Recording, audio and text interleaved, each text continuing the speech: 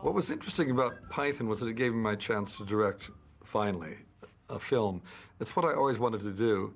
I didn't ever want to be an animator, but I backed into that, and Python became successful and allowed us to actually get into a position to make Monty Python the Holy Grail and say that two people named Terry get to direct. We said, Terry Jones and I said, anybody named Terry in this group gets to direct the film, and the others foolishly agreed. And so we directed the film, and neither of us had ever directed a film before, so it was learning on the job. What was intriguing about it was Terry and I, amongst the group, seemed to be agreed about so many things until we actually started working. And then you realize work habits were different.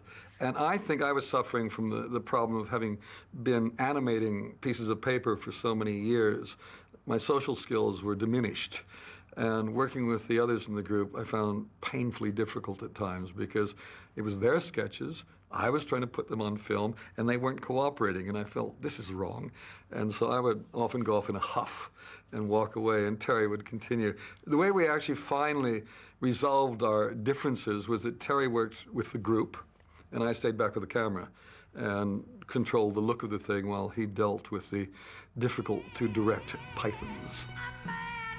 They didn't want to listen to me because they said I didn't have a vocabulary worth listening to. I think being the token American made them feel superior because they spoke the English language more beautifully than I ever shall. Terry's qualities are his imagination and his persistence. I mean, he's extraordinary at getting what is in the back of his crazed mind onto a screen.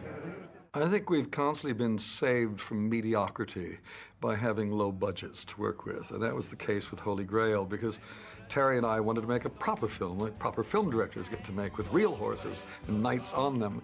And of course, we didn't have the money. So coconuts came into play, and the reality is it's a much better film for having not the kind of budgets that other filmmakers would have.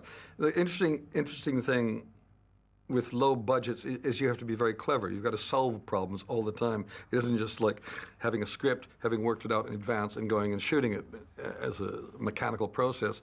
When we were doing Holy Grail, everything that could go wrong did go wrong.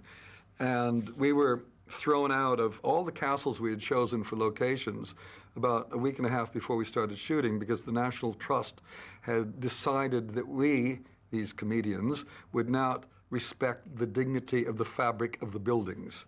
Buildings that had had the most awful tortures, the most outrageous events that occurred there, they were frightened of a few comedians coming in and making light of the whole thing. So we were constantly having to shift our plans.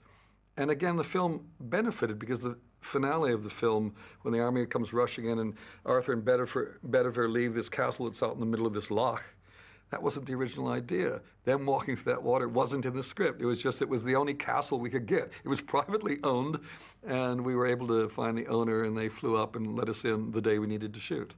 So it was a great film school, is what Holy Grail was. We just had to be fast and learn and deal with things very quickly. And we somehow did it in 4.5 weeks.